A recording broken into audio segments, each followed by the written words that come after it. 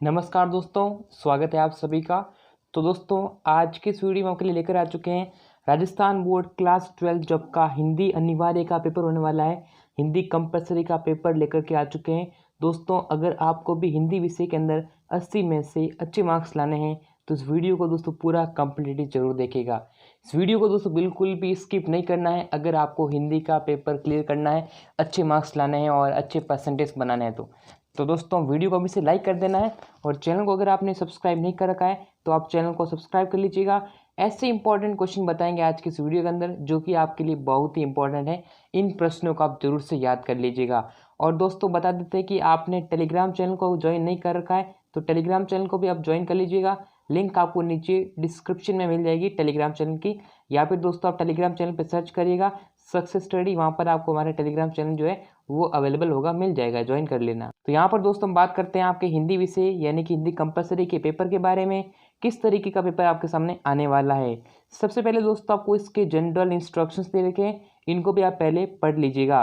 पहला दोस्तों सेक्शन आता है, वह आता है हमारे लिए खंड अ, यानी कि दोस्तों सेक्शन ए आता है। सेक्शन ए के अंदर देखिएगा कैसे प्रश्न पूछे गए हैं, बहुविकल्पी प्रश्न पूछे गए हैं। यहाँ पर पूछा गया है निम्नलिखित अपठित गद्यांश को ध्यानपूर्वक पढ़कर वस्तुनिष्ठ प्रश्नों के उत्तर अपनी उत्तर पुस्तिका के अंदर लिखने हैं। यानी कि दोस्तों ये क्या है, एक सिंपली पैसेज है।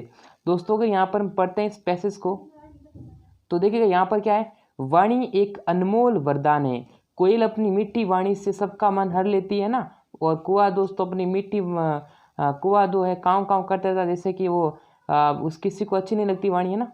तो दोस्तों अगर आपको राजस्थान बोर्ड के सारे मॉडल पेपर, सारे क्वेश्चन पेपर, इंपॉर्टेंट क्वेश्चंस दोस्तों डाउनलोड करना है क्लास 12 के, तो गूगल पे सर्च करना है दोस्तों। गूगल पर सर्च करना है, गूगल या क्रोम ब्राउज़र पर rnstudymasala.com। क्या सर्च करना है दोस्तों, rnstudymasala.com। लिंक आपको डिस्क्रिप्शन में मिल जाएगी। जैसे ही आप क्लिक करोगे यहाँ पर, सर्च करोगे यहाँ पर, ठीक है, आपको नीचे आना। नीचे आने के बाद से यहाँ पर जो है बोर्ड एग्जाम से पेपर यहाँ से डायरेक्टली डाउनलोड कर सकते हैं, या फिर दोस्तों यहाँ पर देखो ऊपर आने के बाद में यहाँ पर आपको मिलेगा, आपको जो भी स्टेट यानी कि आपकी जो भी क्लास है, जैसे आरबीसी क्लास 12 पेपर, इस पर आपको सिंपली क्लिक करना है। यानी कि क्लास 12 पर क्लिक करने के बाद में दोस्तों आपके सामने इस तरीके का ऑप्शन आएगा। देखो यहाँ पर आपको जो है इंग्लिश कंपलसरी, हिंदी कंपलसरी, सारे पेपर जो है यहाँ से डाउनलोड कर रखे हैं। जो अपलोड कर रखे हैं वो डाउनलोड कर लेना, और कुछ जो अपलोड नहीं हुए हैं वो भी जल्दी अपलोड होने वाले हैं दोस्तों। लिंक आपको नीचे डिस्क्रिप्शन मिल जाएगी। तो इस तरीके से दोस्तों आपको सबसे पहले क्या करना पड़ेगा, पैसेज को अच्छी तरीके से रीड करना है। जैसे यहाँ पर ये तो कहानी सिंपल है, वाणी के बिना सब कुछ सुना है, मीठी वाणी का प्रभाव बहुत व्यापक होता है। अब आपने मान लो छोटा सा पैसेज, ज़्यादा बड़ा नहीं है, इसको मान लीजिए आपने पहले पढ़ लिया। अब दोस्तों पैसेज को पढ़ने के बाद में बारी आती है क्वेश्चन सॉल्व करने की। पहला प्रश्न दे रखा है, उपरोक्त गद्यांश का उचित शीर्षक बताना है। आपको इसका जो यानी कि जो है सूटेबल टाइटल, इसका क्या टाइटल हो सकता है वो आपको बताना है। तो यहाँ पर ऑप्शन दे रखा है अनमोल वरदान, दूसरा है मृदुभाषी, तीसरा है मधुरवाणी, और चौथा है दोस्तों यानी कि बहुभाषी। दोस्तों इस क्वेश्चन का क्या आंसर हो सकता है, तो दोस्तों जल्दी से बता दीजिएगा, यहाँ पर आपके लिए देख लीजिएगा। तो इसका दोस्तों आंसर हो जाएगा यानी कि मधुरवाणी होनी चाहिए, मधुरवाणी, ठीक है। अगला क्वेश्चन पूछा है, देखो यहाँ पर क्या सवाल दे रखा है, नॉन देश शब्द है, इसका तत्सम, देखो तत्सम शब्द होते हैं, तद्भव शब्द होते हैं। जो तत्सम शब्द होते हैं ना, तत्सम ये तो होते हैं संस्कृत वाले शब्द, और जो तद्भव शब्द होते हैं, तद्भव वह होते हैं हिंदी वाले शब्द, ठीक है। तो तद्भव और तत्सम शब्द में अंदर कंफ्यूज होना नहीं है। यहाँ पर आपको पूछा नॉन देश शब्द है, इसका तत्सम रूप कौन सा होगा। दोस्तों यहाँ पर आपको बताना है, तो इसका जो नमक हो जाएगा, ठीक है, तो लवण होता है, ठीक है। इस प्रकार से आपको जो है नमक का लवण यहाँ पर हो जाएगा, ठीक है, लवण। यहाँ पर देख लीजिएगा आंसर। उसके बाद में दोस्तों यहाँ पर हम बात करते हैं नेक्स्ट क्वेश्चन की तरफ। अगला क्वेश्चन दे रखा है, मृदु बोलने वाले से समाज में बढ़ती है। देखो मृदु यानी कि दोस्तों क्या, मृदु का मतलब होता है मधुर। मधुर वाणी बोलने से समाज में क्या बढ़ती है, एकता बढ़ती है, अनेकता बढ़ती है, सद्भावना बढ़ती है, या फिर दुर्भावना बढ़ती है। तो आप पीछे आएंगे क्वेश्चन के अंदर, यहाँ पर आपके सामने हमेशा देखिए एक क्वेश्चन देखा आंसर दे रखा है, ये वाली लाइन देखो, मृदु समाज में सद्भावना का प्रसार करता है। किसका, सद्भावना का, यानी कि समाज में सद्भावना फैलती है। दोस्तों option C is the correct answer. Next question है, सभी कार्य वाणी से हो जाते हैं। सभी कार्य वाणी से क्या होते हैं, विफल होते हैं, सफल हो जाते हैं, या फिर दोस्तों सफल या विफल कोई नहीं। यहाँ पर दोस्तों कुछ विद्यार्थी आंसर देंगे दोस्तों सफल आंसर देंगे, जो कि क्या होगा, गलत होगा। यहाँ पर आपको ये नहीं पूछा है कि वाणी पूछा है, वाणी कैसी वाणी, यानी कि मधुर वाणी पूछा है या फिर खराब वाणी पूछी है। अगर मधुर वाणी होता तो हम सफल कहते हैं। अगर दोस्तों अब यहाँ पर पूछा वाणी होगी, वाणी से सफल भी हो सकते हैं, विफल भी हो सकते हैं। अगर वाणी अच्छी होगी तो कार्य सफल हो जाएंगे, अगर वाणी खराब होगी तो कार्य विफल हो जाएंगे। इस तरीके से आंसर सी हो जाएगा। कोयल और कोए में अंतर का आधार है। कोयल और कोए के अंदर अंतर का जो मेन मुख्य आधार है वह क्या है, उनका रंग, उनका कर्म, उनकी वाणी या फिर उनका व्यवहार। तो उनकी दोस्तों क्या है कि उनकी वाणी ही सही नहीं है, ठीक है भाई। कोयल वाणी मीठी बोलती है, कुआ काव काव करता है, खराब वाणी बोलता है। इस तरीके से जो यहाँ पर कोए को सभी पसंद नहीं करते हैं। अगला क्वेश्चन देखिएगा, और ये क्वेश्चन देखिएगा, मधुर शब्द का विपरीतार्थक गद्यांश। मधुर यानी मीठा। दोस्तों मधुर का विपरीतार्थक शब्द कौन सा होगा इस गद्यांश के अंदर? जल्दी से दोस्तों करेक्ट, मधुर का दोस्तों हो जाएगा कटु वाणी, ठीक है। चलिए अगला क्वेश्चन देखिएगा। नेक्स्ट क्वेश्चन है, निम्नलिखित अपठित गद्यांश को ध्यानपूर्वक पढ़कर दिए गए वस्तुनिष्ठ प्रश्नों के उत्तर अपनी उत्तर पुस्तिका के अंदर लिखना है। देखो क्या लिख रहा है, कातरता, चुप्पी या चीखे या हारे हुनों की खोज, जहाँ भी मैं मिलेगी उन्हें प्यार से सितार पर बजाऊंगा। यहाँ पर दोस्तों सारी डिटेल्स देख लीजिएगा। यहाँ से क्वेश्चन पहला क्या कहा है, कवि ने किस महापुरुष के भावों का उल्लेख किया गया है? यह आपके पाठ्य पुस्तक से लिया गया है, तो किस यानी कि महापुरुष का उल्लेख किया है? दोस्तों यहाँ पर जो है महात्मा गांधी जी का उल्लेख किया गया है। अगला क्वेश्चन क्या आ रहा है, मैं मर जाऊंगा लेकिन मैं कल फिर जन्म लूंगा, कल फिर जाऊंगा। पद्यांश की उक्त अंतिम 3 पंक्तियों का कवि क्या कहना चाहता है? ऑप्शन नंबर कौन सा करेक्ट आंसर होगा? क्या ऑप्शन ए होगा? नहीं, यानी कि मैं मरने के बाद में फिर जन्म लूंगा। कभी बार बार मरना और बार बार जन्म लेना चाहते हैं? नहीं दोस्तों, देश सेवा करने वाले बार बार जन्म लेते हैं और मरते भी। दोस्तों जो देश सेवा करने वाले जो महापुरुष हुए हैं वो बार बार जन्म लेते हैं और बार बार देश की सेवा करते हैं। दोस्तों ये वाला आंसर सी आंसर जो है एक सूटेबल करेक्ट आंसर होगा। अगला क्वेश्चन पूछा गया है, सुनसान का गला घोंटा, इसका तात्पर्य क्या है? इसका तात्पर्य क्या है, यानी कि इसका जो है क्या अर्थ हो सकता है? सुनसान का गला घोंटा, दोस्तों इसका जो आंसर है वह हो जाएगा अपना, यानी दोस्तों सुनसान रूपी व्यक्ति को गर्दन दबा दी। ये हमारा करेक्ट आंसर होगा। सॉरी ये वाला नहीं होगा ना, ये होगा सुने मानो मन में आशा की उमंगे भर दी। Option 3 is the correct answer. अगला क्वेश्चन, किसकी रचना को लिखने की कई शैलियाँ होती है? शैली भेद के अनुसार उपयुक्त गद्यांश की शैली कौन सी? इसकी जो लेखन शैली है वह लेखन शैली है दोस्तों आत्मकथा शैली। अगला है, उपरोक्त पद्यांश का उपरोक्त शीर्षक, यानी कि यहाँ पर आपको शीर्षक बताना है, कौन सा शीर्षक इसका हो सकता है? तो यहाँ से दोस्तों मानवता के मसीहा महात्मा गांधी हो सकता है। अनलंघ्य शब्द का विपरीत अर्थ क्या होता है? तो अनलंघ्य दोस्तों हो जाएगा लंघ्य। फिर यहाँ पर पूछा है रिक्त स्थानों की पूर्ति करनी है। क्वेश्चन क्या है, जब उच्चारित ध्वनि संकेतों को निश्चित चिन्हों द्वारा लिखकर अंकित किया जाता है तो उसे भाषा में क्या कहते हैं? देखो क्या कह रहा है, जब उचित ध्वनि संकेतों को निश्चित चिन्ह होता है ना, निश्चित चिन्हों द्वारा लिखकर अंकित करते हैं तो उसे दोस्तों कहते हैं, यानी कि दोस्तों लिखित भाषा। क्या कहते हैं दोस्तों? लिखित भाषा कहते हैं। अगला क्वेश्चन कहा है, लिखित ध्वनि संकेत। देखिए जो लिखे हुए ध्वनि संकेत हैं उसको दोस्तों पता ही है, यानी क्या कहते हैं? लिपि कहते हैं। लिपि कहते हैं भारत। अब देखो जो हिंदी है, हिंदी भाषा की लिपि कौन सी? तो आपको पता है हिंदी भाषा की लिपि जो है वह हो जाएगी दोस्तों देवनागरी लिपि। अगला है, देव की नाव मझधार में, वाक्य में कौन सी शब्द शक्ति है? यहाँ पर आपको शब्द शक्ति बताना है, तो इसके अंदर दोस्तों हो जाएगी, यानी कि दोस्तों लक्षण शब्द शक्ति हो जाएगी। ठीक है, लक्षण शब्द शक्ति हो जाएगी। शब्द की वह शक्ति है जिसके द्वारा मुख्यार्थ और लक्ष्यार्थ से भी परे शब्द का अर्थ ग्रहण किया जा सकता है। तो यहाँ पर दोस्तों इसमें बताना है कि शब्द की कौन सी शक्ति है जिसके द्वारा मुख्यार्थ और लक्ष्यार्थ से भी परे शब्दों का अर्थ ज्ञात किया जा सकता है। तो दोस्तों उम्मीद करता हूँ आप सभी आंसर देंगे। तो यहाँ पर दोस्तों कौन सी हो जाएगी, यानी कि व्यंजना शब्द शक्ति हो जाएगी। कौन सी हो जाएगी? व्यंजना शब्द शक्ति हो जाएगी। अगला क्वेश्चन यहाँ से पूछा गया है और इस क्वेश्चन का भी आंसर आप देने का प्रयत्न करिएगा।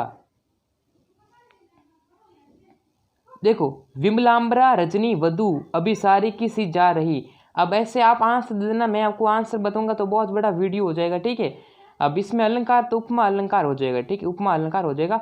अब आप आंसर लिख देना, ठीक है।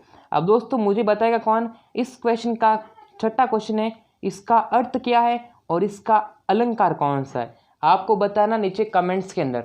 देखते हैं कि आपके बोर्ड एग्जाम की प्रिपरेशन कितनी शानदार है, आपने अभी तक कितनी तैयारी कर ली है। दोस्तों कौन कौन विद्यार्थी इसका करेक्ट आंसर दे सकता है, और आंसर दे दीजिएगा जल्दी से, ठीक है। अगला क्वेश्चन पूछा गया है दोस्तों, निम्नलिखित अति लघुतात्मक प्रश्नों के उत्तर आपको देने हैं। तो यहाँ पर आपको अति लघुतात्मक प्रश्न दे रखे हैं। क्वेश्चन कहा है, यानी कि निम्न पारिभाषिक शब्द, देखो 3 सवाल आते हैं, 2 तो आता है डायरेक्टली आंसर बताना और एक होता है उस आंसर का फाइंड करना। तो दोस्तों इसका बताइएगा क्या होगा आंसर।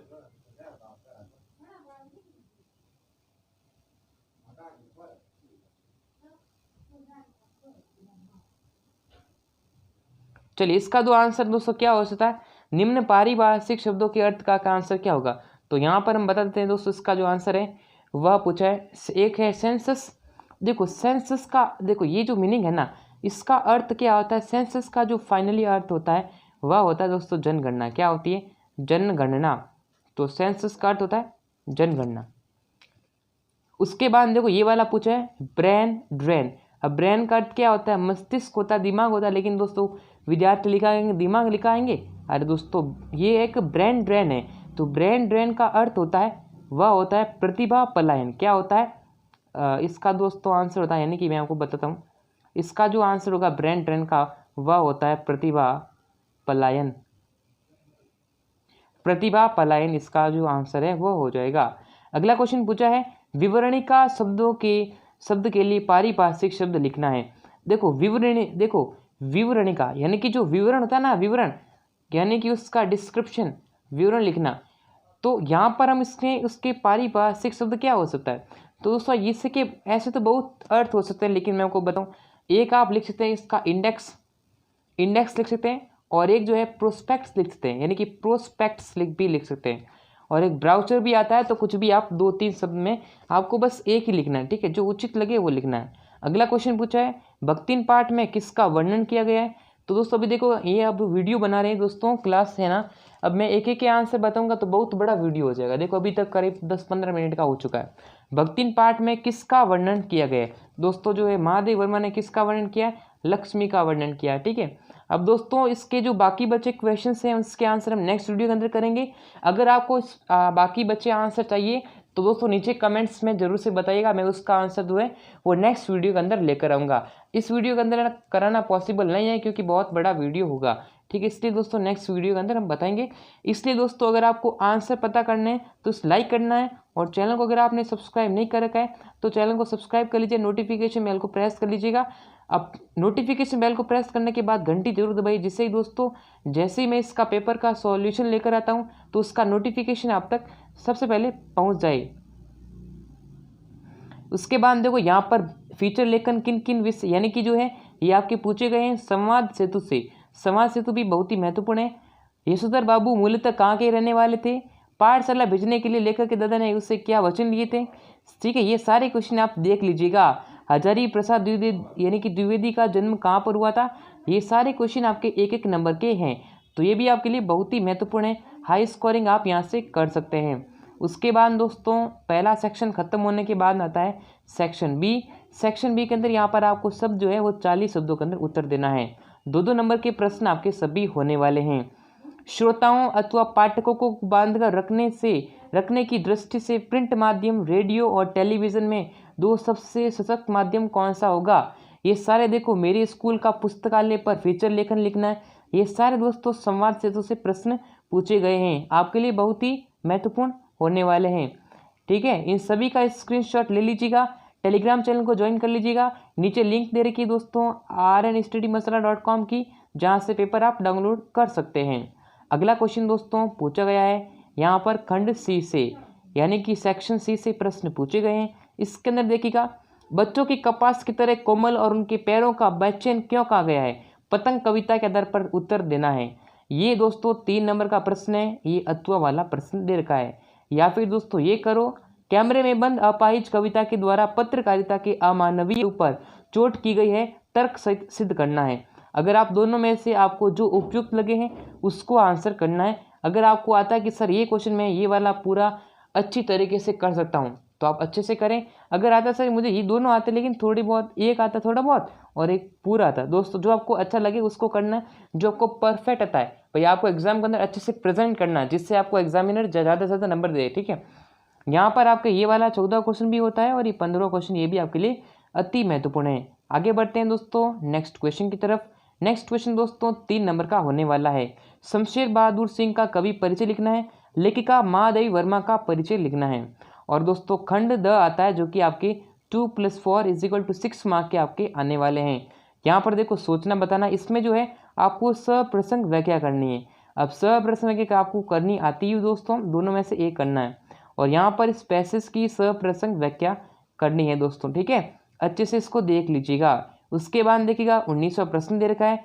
यहाँ पर दोस्तों क्या दे रखा है, सचिव राजस्थान लोक सेवा आयोग राजस्थान अजमेर की ओर से वरिष्ठ अध्यापक समीक्षा परीक्षा की तिथि परिवर्तन की विज्ञप्ति तैयार करनी है। यहाँ पर आपको एक निविदा तैयार करनी है 4 नंबर की और दोस्तों एक जो है विषय पर सागर्भित निबंध लिखना है जो कि 5 नंबर का होने वाला है। इस तरीके से दोस्तों आज की इस वीडियो के अंदर बात की है राजस्थान बोर्ड कक्षा 12वीं हिंदी विषय का एक ऐसा मॉडल पेपर जो कि दोस्तों आपकी परीक्षा के लिए बहुत ही इंपॉर्टेंट था। अगर आपने वीडियो को लाइक नहीं किया है दोस्तों तो अभी से दोस्तों वीडियो को लाइक कर दीजिएगा और अगर आपने दोस्तों चैनल को सब्सक्राइब नहीं कर रखा है तो दोस्तों आप चैनल को सब्सक्राइब भी कर लीजिएगा जिससे कि आपको क्लास 12 के रिलेटेड सभी विषय के पेपर आपको मिल सकें। तो दोस्तों आज के इस वीडियो के अंदर इतना ही, फिर मिलेंगे आप सभी से नेक्स्ट वीडियो के अंदर। तब तक के लिए जय हिंद और वंदे मातरम।